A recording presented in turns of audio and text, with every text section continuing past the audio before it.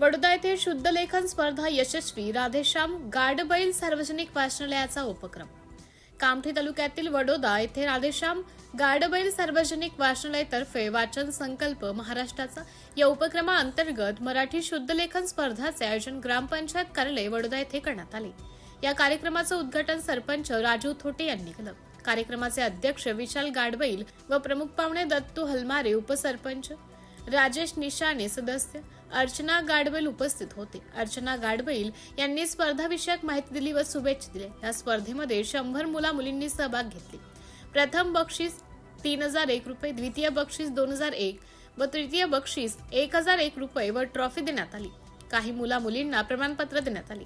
कार्यक्रमाचे संचालन वैष्णवी अढाऊ यांनी केलं, तर आभार प्रदर्शन स्मिता सहारे यांनी मानले। सिटी इंडिया न्यूज साठी तालुका प्रतिनिधी दिलीप मेश्राम, कामठी।